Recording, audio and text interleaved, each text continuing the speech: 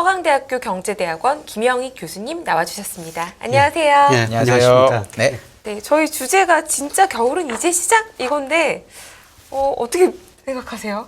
겨울이 진짜 시작이에요? 예. 저는 뭐 몇 달 전부터 코스피가 2,150 떨어졌을 때 지나치게 저평가됐습니다. 주식 팔아서는 안 되고 더 떨어질 수도 있는데 계속 떨어질수록 주식 사야 됩니다. 이런 말씀을 계속 드렸는데 네. 오늘 왜 이렇게 제목을 달았는지 잘 모르겠네요. 제목 뒤에 물음표가 있으니까 네. 아니다라고 할 수도 있겠죠. 물음표가 있습니다, 뒤에. 예, 네, 그렇습니까? 진짜 겨울이 이제 시작인가 걱정하시는 분들도 있는데 아닐 수 있다라는 톤으로 오늘 말씀해 주시지 않을까 기대가 되는데요. 일단 지금 미국 중간선거 결과부터 어떻게 보셨는지 궁금해요. 이게 아무래도 우리나라 시장에도 좀 영향을 주지 않을까. 우리는 어떤 점에 주목을 해야 될까요? 우리 시장에 결론적으로 별 영향은 없을 것 같고요. 아, 그래요? 뭐 이번 선거를 보면서 저는 바이든 대통령 정책하는데 정말 한계가 있겠구나. 네, 바이든 정책의 경제정책 기본 방향은 중산층 회복을 통한 안정성장, 그게 핵심이거든요. 네. 그래서 중산층을 도와주려면 법인세 인상하고, 그 다음에 부자들한테 최고 세율, 네. 소비세 인상하는 거거든요. 네. 그런데 뭐 공화당이 하원 다수당 차지하면서 네. 뭐 그걸 할 수가 없는 것이죠. 네. 그리고 이번 대선을 보면서 저는 레이 달리오 이야기가 생각났어요. 이번 중간 선거를 보면 예. 예. 레이 달리오가 미국 가치 격차가 너무 공화당하고 민주당 지지자들로 크다고 그렇게 이야기하고 있지 않습니까? 네. 그게 할 때 되면은 다음 거 2년 후에 대선에서 싸움까지 할 수 있다. 네. 전쟁까지 갈 수 있다. 네. 이런 극단적인 뭐 전망을 했는데 보면은 이번에도 가치의 격차가 우리도 크지만은 너무 큰 것 같아요. 그래서 이런 걸 볼 때 어떤 정책 방향이 뭐 지금 민주당 정책 방향이 일관성으로 가기는 힘들다. 그런 생각이 듭니다. 그럼 오히려 이 중간 선거하기 전에 얘기가 나왔던 게 약간 이렇게 민주당하고 공화당이 좀 나눠져 가지고 민주당이 하려는 약간 증세나 이런 부분이 막히게 되면 오히려 증시는 좋지 않겠냐 이런 말도 사실 있었거든요. 근데 어제는 오히려 민주당 공화당이 나눠지니까 어제는 일단 장이 빠졌는데 저는 사실 어제는 그냥 올라서 빠진 것 같기도 한데 교수님은 혹시 이거에 대한 의견 어떠세요? 오히려 갈라진 게 낫다. 이대로 그냥 가는 게 주식에는 뭐 저희가 미국 경제를 걱정할 건 아니니까 주식에는 오히려 이게 더 낫다라는 의견도 꽤 있더라고요. 그럼 어떻게 보세요? 뭐 갈라지는 게 감세를 하면은 결국 정부가 돈을 많이 쓰겠다는 거 아닙니까? 그러니까 뭐 감세든 뭐든 간에 그냥 이대로 그냥 가는 거죠. 왜냐하면 지금 그 법인세가 30부터 20일이 됐는데 원래 이걸 올리려고 하다 못 올렸잖아요. 그럼 이제 그대로 갈 거고 뭐 이런 여러 가지 기업의 이익을 좀 올려줄 만한 요인이다라고 생각하는 사람도 있더라고요. 뭐 그거는 이전부터 그냥 그대로 됐으니까요. 뭐 시장에 이번 대선 결과가 뭐 크게 반영되지는 않을 것 같습니다. 중요한 거는 미국 주가가 가대평가됐냐 가소평가됐냐. 저는 우리 주가는 여러 가지 측면에서 가소평가됐다고 말씀드렸는데요. 미국 주가는 제가 뭐 미국 산업 생산, 소매, 판매, 고용, 뭐 M2 이런 거로 평가하면 S&P 500 기준으로 한 3,800 정도가 적정 수준이 나오거든요. 근데 지금 뭐 그 수준에서 왔다 갔다 한 것 보니까 미국 주가는 아직도 저평가 영역에 들어섰지 않다. 그 정도라면 사실 또 고평가 영역까지는 아니. 고평가 영역이 아닌데 이 자산 가격이라는 것은 항상 오를 때는 펀더멘털 가대평가하고 떨어질 때는 가소평가하지 않습니까? 그래서 우리 주가도 작년에 뭐 제가 명목 GDP나 일평균 수출 유동성에 비해서 20, 30% 가대평가됐다. 근데 우리나라 주가는 좀 20, 30% 가소평가 영역에 들어서 버렸거든요. 그만큼 주가라는 건 오를 때는 펀더멘털 가대평가하고 떨어질 때는 가소평가하는데 미국 가소평가 영역이 남아있다는 겁니다. 근데 미국 주가가 약했을 때 우리나라 주가가 강했던 적이 지난 한 20년 동안 있었나요? 저는 20년 있었죠. 건데 언제가 있었을까요? 그게 2000년에서 2009년까지였죠. 그러니까 그때 이제 중국이 그러니까 뭐랄까 WTO에 가입을 하고 엄청나게 산업 투자를 많이 하는 그 기간, 그러니까 정확하게 말하면 2004년에 원자버 총리 긴축이 끝나고 우리나라 600에서 1000 가는 그 2007, 8년 그 기간 외에는 제가 아무리 찾아봐도 없던데. 아니 지난 한 10년 단위로 보면요. 이머징 마켓하고 S&P 500 보면은 10년간은 이머징 마켓 주가가 상대적으로 좋았고 또 10년간은 S&P가 좋은 이런 사이클이 계속 반복됐거든요. 이머징 마켓 인덱스는 사실은 중국이 빠졌기 때문에 2004년 이전에는 저는 큰 의미가 사실 없다고 보거든요. 그때는 중국이 주식 시장이 없었으니까. 그 이후로만 보면은 어떻게 보세요? 그러니까 변화가 생겼으니까 이머징 마켓 인덱스에는. 네. 근데 어떻든 제가 보는 거는 미국 주가가 아까 말씀드렸지만 아직도 가소평가 여기가 안 들었다. 그래서 2000년에서 아까 2009년까지는 S&P 500 월평균 수익률이 마이너스 0.09%였거든요. 네. 10년 동안 제자리 걸음을 했었죠. 그런데 중국은 그때 월평균 중국 따로 말씀하셨습니다만은 1.1%, 우리나라는 월평균 코스피가 0.8% 상승했어요. 네. 그런데 저는 앞으로 10년은 미국 주가가 그만큼 아직 거품이 해소 안 됐고 미국 경제가 내년에는 저는 침체에 빠지리라 보고 있거든요. 그래서 저는 단기적으로 보나 조금 장기적으로 보나 미국보다는 상대적으로 아시아 주가가 더 나을 것이다. 이렇게 보고 있습니다. 미국 증시에 아직 버블이 좀 있다라고 보신다면 이제 그 판단을 하는 데 있어서 제일 중요하게 보시는 지표가 뭘까요? 저는 여러 가지 보는데 아까 그 산업 생산 소매 판매 고용 M2 가지고 적정 주가를 평가하는데 아직도 가소 평가에 안 들어섰다. 그 다음에 그 법비 지수라고 그러죠. 그러니까 미국 전체 주식시장 시가총액을 기준으로 하면요. 작년 4분기에 334%로 역사상 최고치였거든요. GDP 대비 시가총액. 지난 22년 평균이 186%였어요. 그리고 이제 올 2분기까지 데이터가 발표됐습니다만 2분기에 254%로 334에서 254% 급락했거든요. 아직도 과거 평균보다도 굉장히 높다는 거고요. 그 다음에 제가 더 우려하는 것은 지금 주식시장은 채권시장은 거품이 붕괴됐고 거의 붕괴됐죠. 그런데 주식시장은 지금 붕괴되는 과정이라고 아직 끝났지 않다고 보고 있고 이제 미국 주택시장의 거품이 붕괴되는 과정이라고 보고 있거든요.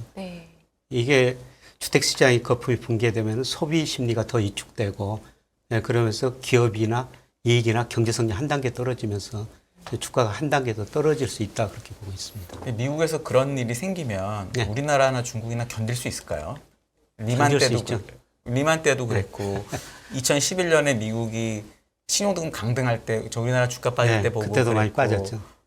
계속 그렇잖아요. 15, 16년에 중국이 미니브랑 빠졌을 때 미국은 한 5%, 10%만 빠지고 한국은 이런 경험 18년도 이랬었잖아요. 근데 이번에는 그러면 미국이 그런 주택발 불황이 와도 한국은 견딜 수 있다고 보시는 특별한 견딜 수는 없는데 방향은 같은데 떨어지기는 상대적으로 이미 우리 주가는 저평가 영역에 많이 들어서 버렸으니까 덜 떨어질 거라는 거죠. 근데 이런 건 어떨까요? 지금 보시면 이제 채권 이제 우리나라 같은 경우는 지금 이제 레고랜드니 채권 시장이 되게 좀 아직은 불안한 정보 열심히 잘하고 계시잖아요. 근데 만약에 말씀하신 것처럼 미국이 부동산이 이렇게 되고 그래서 채권 시장이 더 불안해지고 이렇게 되면은 과연 우리나라 이 주식이 아닌 다른 시장이 과연 견딜 것이냐 이거에서 약간 이게 그런 이슈에 대해서는 혹시 어떻게 생각을 하세요? 왜냐면 리만 때는 한국은 잘못한 게 아무도 없었는데 그냥 주가가 2,000에서 900 갔거든요. 그러니까 저는 미국 이거 리만 사태, 그리고 금융 시스템 위기까지는 안 가고. 그 정도는 아니다. 그 정도는 아니다. 그냥 빠지는 정도로만. 그러니까 내년에 소비 중심으로 마이너스 성장하는데 시스템 위기는 아니다. 그렇게는 안 된다. 그 정도는 아니고. 그리고 우리 수출 보면은 미국 비중이 15%로 넣었지만은 우리 수출 보면 아세안 비중이 거의 18%까지 올라오고 있거든요. 그래서 우리 수출 비중 보면은 중국이나 아세안 비중이 굉장히 높아지고 있기 때문에 과거보다 상대적으로 미국 영향은 덜 받을 것이다. 그렇게 보고 있는 거죠. 근데 사실 최근에 중국도 좋지 않아서 오히려 미국이 더 좋은 거를 시장에서는 미국이 좋아야 그래도 우리가 어느 정도는 우리 시장도 좋지 않겠나 이런 기대가 여전히 좀 더 있지 않나요? 그렇죠. 그래서 미국이 나쁘니까 우리 수출도 지금 감소세로 전환된 거죠. 그래서 우리 수출이 지난 10월부터 마이너스로 돌아섰고요. 저는 내년 상반기에는 우리 수출이 2자릿수 정도 감소하리라고 보고 있거든요. 그런데 우리 주식시장은 그거를 이미 반영해버렸다는 겁니다. 그래서 이 그림 한번 보시면요. 우리나라가 일평균 수출하고 코스피하고 제일 상관계수가 높다. 늘 제가 이것 가지고 말씀을 드렸는데 근데 작년 4월 같은 경우는 이게 코스피가 너무 앞서갔어요. 한 40% 정도 가대평가됐기 때문에 코스피가 뒷걸음질 할 수밖에 없다. 떨어진다. 그런데 9월에 저 코스피가 2150까지 떨어져 버리니까요. 수출도 지금 안 되고 있습니다. 네. 그럼에도 불구하고 코스피가 한 22% 저평가형에 들어서 버렸다는 거죠. 그러니까 저 그림으로 보면 이제 빨간색 선하고 파란색 선의 괴리가 있기 때문에 여전히 예. 코스피가 충분히 매력적이다 이렇게 보면 되는 거예요. 예, 그렇습니다. 네. 그러니까 지금 앞으로 저 교수님- 수출 저는 뭐 낙관적으로 보는 게 아닌데요. 네. 수출이 정체하고 마이너스로 감소할 거예요. 네. 그럼에도 불구하고 주가가 미리서 그걸 반영해 버렸다. 예, 그런 말씀입니다. 그러면 교수님은 역시 우리나라도 미국도 시스템 리스크가 없지만 한국도 이제 요즘 뭐 말이 되게 많지만 결국 한국도 시스템 리스크는 아닐 거고 예. 그냥 이렇게 경기 순환적인 걸로만 내년에 이렇게 뭐 부동산이든 뭐든 이렇다라고 보시는 거겠네요. 당연히. 예, 그렇죠. 네. 뭐 저는 뭐 비금융 비은행 금융회사는 좀 어려지라고 보고 있어요. 뭐 저축은행 이런 것들은 어려운데 이번 저 위기가 은행까지는 가지는 않을 것이다. 네. 이게 은행까지 가버리면은 정말 뭐 큰 문제죠.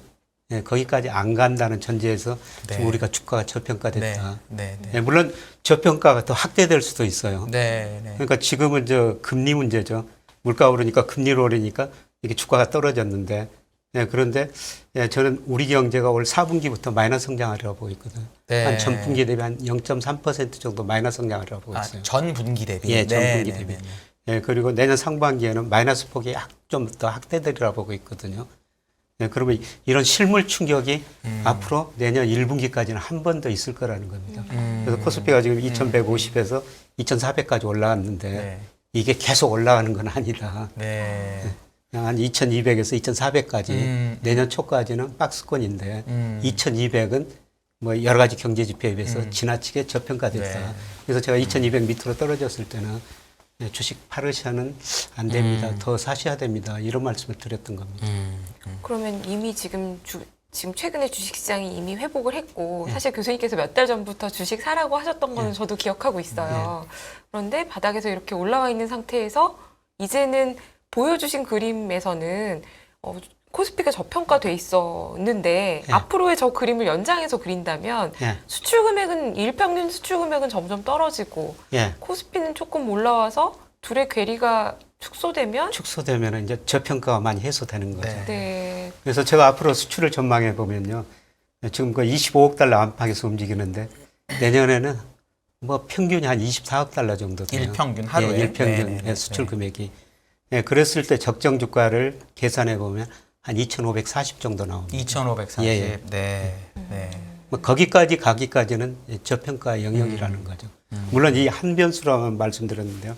뭐 유동성이나 M2나 명목 GDP에 비해서 우리 주가가 저평가된 거는 사실이거든요. 네. 네. 네. 지금 최근에 시장의 흐름은 이제 최근 한두 달 흐름을 보면 미국에서 이제 미국 경기 침체가 올 게 너무 자명하니 네, 이렇게 예. 금리 인상을 빨리 했으면 예. 경기 침체를 우려해서 조금이라도 연준이 피봇을 하지 않을까 이런 기대가 있었다가 없어졌다가 예. 지금 이러고 있어요. 예. 어떻게 보시나요?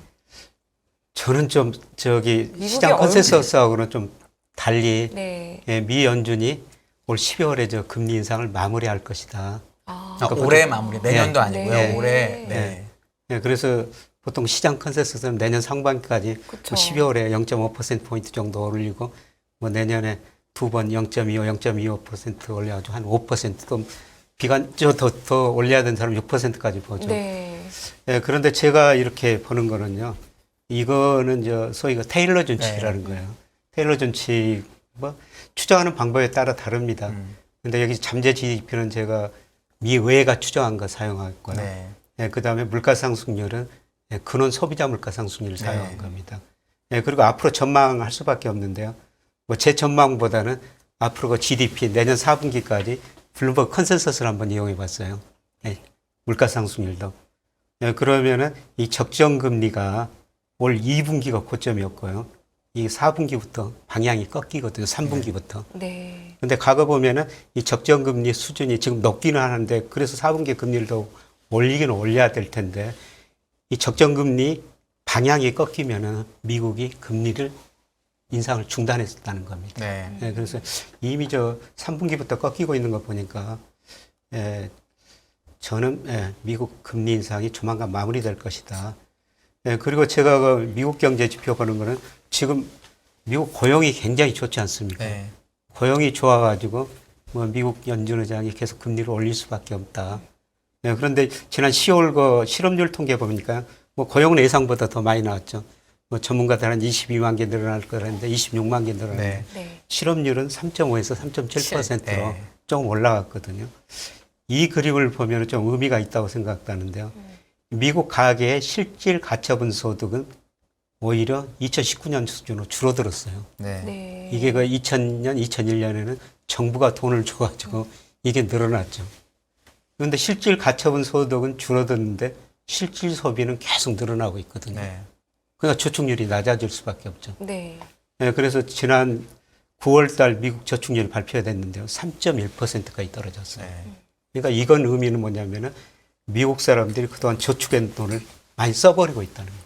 네. 교수님, 저도 요거 되게 궁금했는데 저축률은 근데 이제 월급 급여 대비잖아요. 이제 플로우의 개념이잖아요. 네. 근데 그동안 저 그림 보시면 갖고 오신 거 보면 초록색이 위에 많이 솟았었잖아요. 네. 그럼 저 기간에 가계들이 과대 저축을 사실 한 거잖아요. 과거 평균대로 하면은. 이거는 뭐 정부가 돈을 줬고 네, 그래서 그 돈이 아직 남아있지 예. 않느냐라고 얘기하는 분도 예. 있거든요. 그러니까 추세대로 그려보면은 분명히 저축률이 떨어진 건 맞는데 과거께 아직 은행에 왕창 있는 걸 뺐을 수도 있다. 그래서 충분히 연준이 더 금리를 올릴 정도의 체력이 된다라고 얘기하는 거는 어떻게 생각하세요? 아, 저는 뭐 저축률이 이렇게 떨어져가지고 쓸 돈이 많이 없어지고 있다.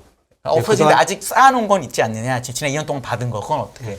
그거에 대해서 그것도 저는 많이 써버렸다. 많이 써버린다. 네, 그렇게 근데 저축률이 생각하고 마이너스가 안 갔다는 얘기는 그동안에 해놨던 저축은 남아있는 거 아닌가요? 예. 좀 오랫동안 올렸던 거는? 저기 초록색 위로 팍 뛰었던 거. 조금씩은 이제 저축이 네. 쌓여왔다는 얘기니까요. 저축률이 마이너스는 예, 아니었으니까. 마이너스 간 적은 미국이 없죠. 네, 그쵸. 그쵸. 예, 마이너스 간 그렇죠. 적이 없는데 네. 이게 3.1%까지 떨어졌다는 거는 지금은 저기 버는 저 거 다 쓴다는 거죠. 금융위기 전 수준이에요. 네. 예, 그러니까 저축률이 이렇게 낮아졌으니까 미국 사람들이 일자리에 나서야 된다는 거죠. 일하러 나와야 된다는 겁니다. 그동안에 모은 돈은 뭐 상관 안 하더라도 현재 예. 일단 내가 돈을 버는 돈에서 저축이 예, 떨어졌으니까 저축이 그래 나올 거다. 예, 그렇습니다. 일하러 나올 거다. 예. 그러면은 그래서 오히려 연준도 실업률이 네. 올라갈 것이다. 네네. 네, 그래서 저는 늘어나니까. 10월부터 네. 지금 그런 신호가 나오기 시작했다. 실업률이 올라가는 거는 저는 그런 의미로 받아들이고 있거든요. 10월에 경제활동 참가율은 조금 떨어지긴 했거든요. 아주 소폭 떨어지긴 그렇죠. 했는데. 62%로 좀 예. 떨어졌죠. 그러면 저도 그 데이터를 보면서 이게 왜 그럴까 되게 좀 계산은 잘 안 나오던데 예. 혹시 교수님은 어떻게 그거를 좀 해서 왜냐하면 참가율이 올라갔으면 말이 되는데 뭐 아주 소폭이긴 하지만 떨어졌으니까 예. 그게 그럼 실업률이 좀 말이 안 맞잖아요. 사실 참가율이 올라가야지 이렇게 되는 건데 그냥 분모가 커지니까 예.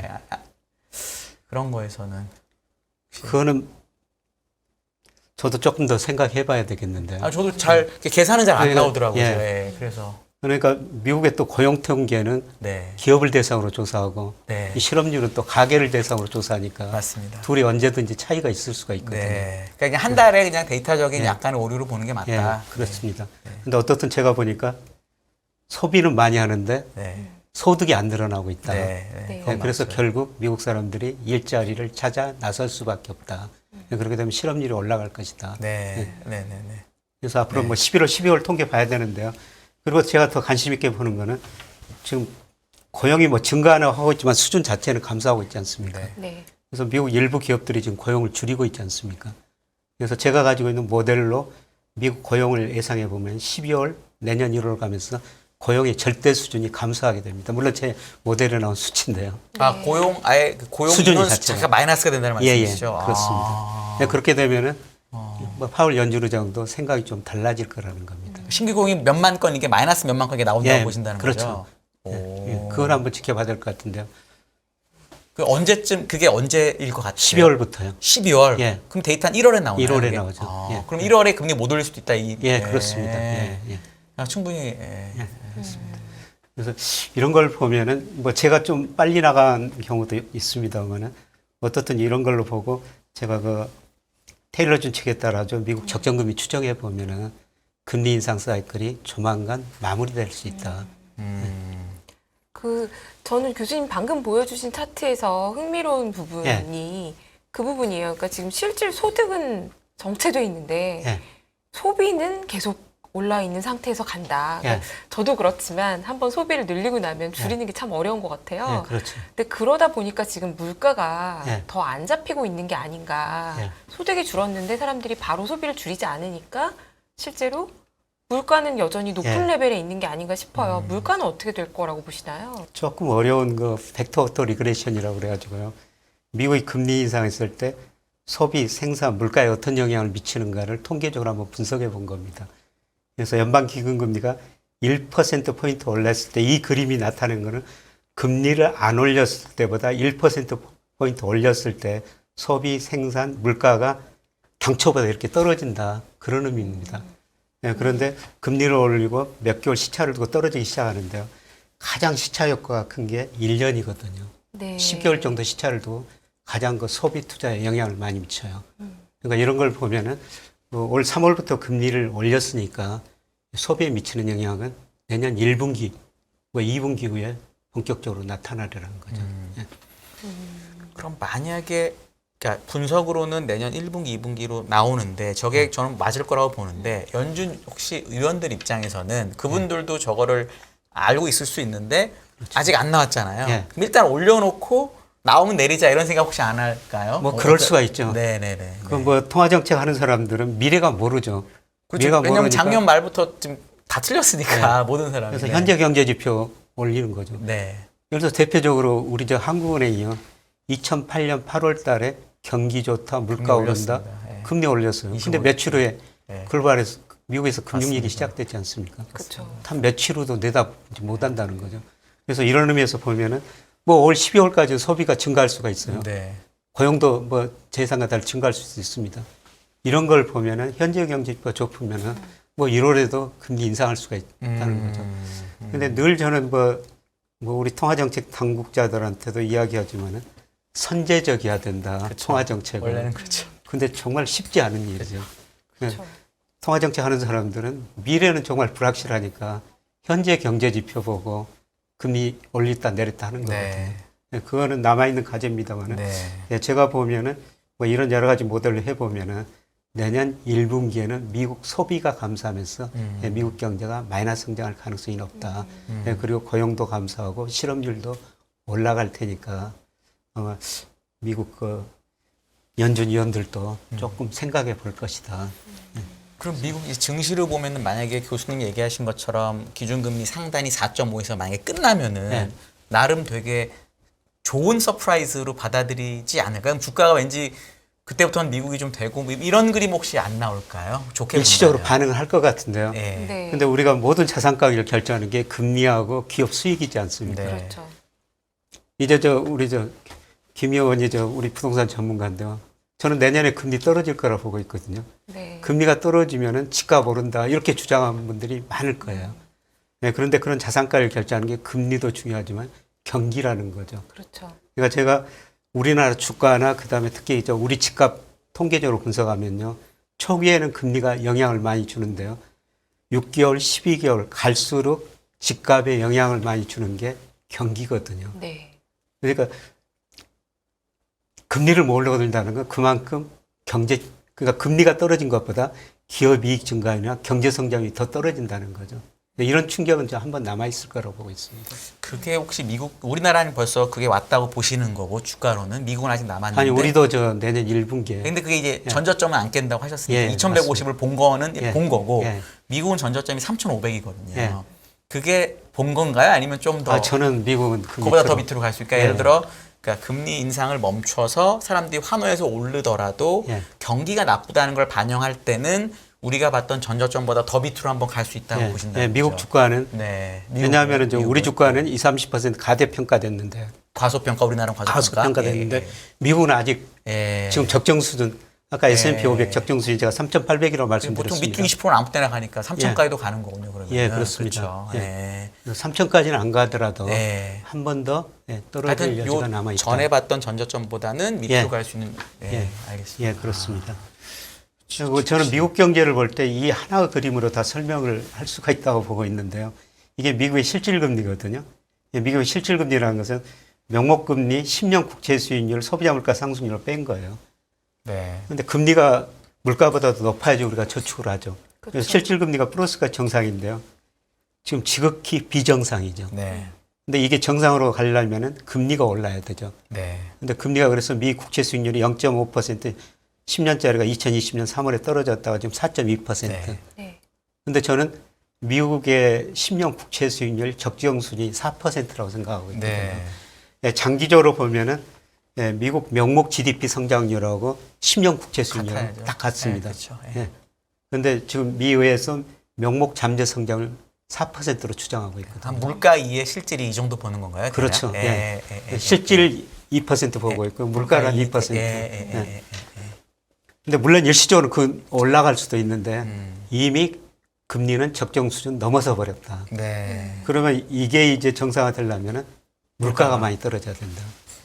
그래서 저는 내년 하반기에 미국 물가가 4분기에는 2%, 3% 사이까지 가리라 보고 있거든요. 네. 그 의미는 뭐냐면 물가 상승이 낮아진다는 것은 수요 곡선이 좌측으로 이동한다는 거죠. 네, 경기가 안 좋다. 경기가 안 좋다는 거죠. 그 물가는 혹시 PCE 기준으로 얘기하시는 건가요? 아니면 CPI 기준을 말씀하시는 건가요? 그 물가 그 2%대로 떨어진다고 얘기하시는 거면 지금? 아, 지금 저 둘 다다. 아, 둘 다. 예, 예. 왜냐면 지금은 CPI랑 PCE가 차이가 꽤 나거든요. 한 2%포인트 좀 넘게 나죠. 나기도 예. 하는데 예. 그 둘 다 같이 떨어지는데. 네. 그래서 제가 지금 늘 좀 고민한 거는 근원 PCE나 그다음에 근원 CPI는 예. 좀 떨어지는 속도가 좀 느리거든요. 그렇죠. 네. 예. 그런데 제가 한번 분석해 봤더니 뭐 소비자 물가보다 한 3개월 정도 근원이 후행하더라고요. 예. 3개월. 예. 네, 그리고 미국 물가에서 뭐 경직적인 거, 탄력적인 거 이런 거 물가 지수를 따로 발표하지 않습니까? 네. 이 경직적인 것은 많이 올랐다가 좀 많이 떨어지고 있거든요. 아니 저 탄력적인 물가 수준. 네. 근데 경직적인 뭐 통시용금 이런 것들은 떨어질 속도가 굉장히 느리죠. 근데 역시 제가 분석해 보니까 소비자 물가가 그런 경직적인 물가에도 한 3개월 정도 선행을 해요. 네. 예. 그러니까 시차를 두고 소비자 물가 떨어지면 시차를 두고 다 같이 떨어진다는 예. 겁니다. 그러니까 결국 타이밍의 차이만 있지만 결국 다 3% 2% 사이로 내년이면 말에 갈 수 있다. 네, 내년 말에. 네. 근데 뭐 이거는 뭐 제 전망치 모델에 나온 수치고요.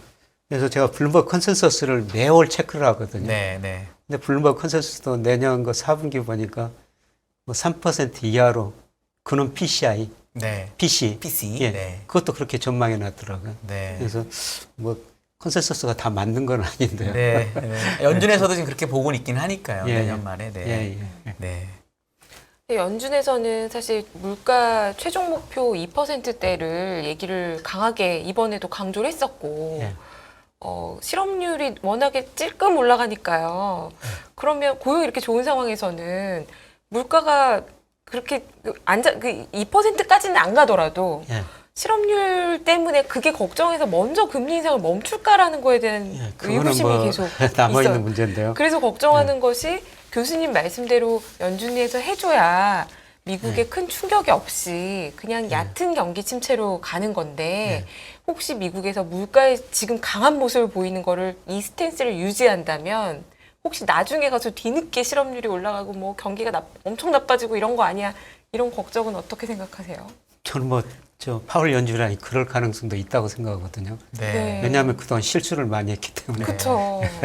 예, 그래서 또 물가에 뭐 고용에 이런 감인 반응을 할 수가 있어요. 예, 그런데 그 이번 FOMC 그 11월 발표문 보면은 전에 없던 문구가 들어갔지 않습니까? 그동안 금리를 인상했으니까 이런 거 생산 활동에 시차를 두고 영향을 미치는데 그거를 이번에 보겠다고 그랬지 않습니까? 네. 그래서 아까 제가 그 VAR 모형으로 충격 반응 함수 구해 보니까 한 1년 정도 시차를 두고 예, 큰 영향이 나타나더라. 뭐 이런 걸 고려하면은 좀 생각이 달라져야 될 텐데요. 근데 그동안 뭐 물가 전망 이런 걸 많이 실수했기 때문에 뭐 현재 물가만 보고 2%갈 때까지 올린다고 그러면은 뭐 미국 경제 심각한 침체에 빠질 수가 있죠. 네. 그럼에도 불구하고 한국 주식은 그렇게 나쁘지는 않다고 보실 수 방향은 있으실까요? 같이 움직이는데요. 네. 미국 주가가 떨어질 때 우리 주가는 상대적으로 덜 떨어지고 훨씬 덜 떨어진다. 네, 오를 때는 왜냐하면 우리 주가가 이미 미리서 저평가 이미 네. 들어서 우리 주가는 작년 6월을 거점으로 하반기부터 떨어졌지 않습니까? 네. 네. 미국 주가는 이제 올해서야 떨어지기 시작했고 네.